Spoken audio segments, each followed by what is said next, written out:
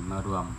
ประพฤติบัติปฏิบัติธรรมสวดมนต์ฟังธรรมรวมกันในค่ำคืนนี้สุขูสุขคน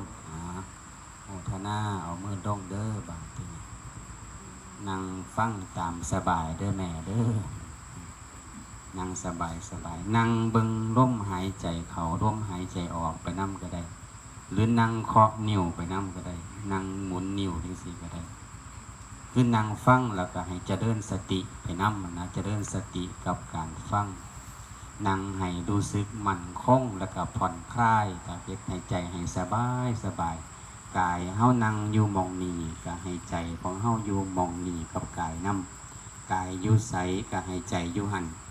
กายเฮ็ดอีหยังก็ให้ใจเฮ็ดนำเพิ่นว่าให้มันอยู่นำกันให้รูปกับน้ำอยู่นำกันกันก็เป็นการปฏิบัติธรรมแม่เฮาไปให้ไปหน้าไปสวนจังซี่เก็บผักปลูกผักจังซี่กายเฮ็ดอีหยังใจเฮ็ดนำมันอยู่นำกันจังซี่นะมันบ่ได้ฟุ้งซ่านไหลไปกับเรื่องนั้นเรื่องนี้บ่ได้ไปกับอดีตอนาคตมันอยู่กับปัจจุบันนั่นคือการปฏิบัติธรรมในชีวิตประจำวันของเฮาหลวงปู่ชาเพิ่นเคยเทศสอนฝากพวกเฮาไว้ว่าในขณะใดที่เฮาได้มีสตินะอยู่กับกายหรือว่าอยู่กับลมหายใจในขณะนั้นเพิ่นว่าเฮากำลังฟังธรรมของพระพุทธเจ้าเฮากำลังปฏิบัติตามคำสอนของพระพุทธเจ้าอยู่เพิ่นว่าคือจังท่านพระอาจารย์เพิ่นได้เกินไปว่าการมาปฏิบัติธรรมเป็นการบูชาอันสูงสุดเด้มันบ่ยาย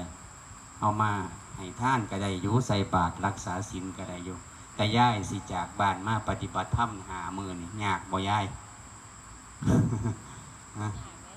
บ่ยากเนาะหาลางคนก็บ่ยากหาลางคนก็ยากลูกยากหลานยากผัวยากเมีย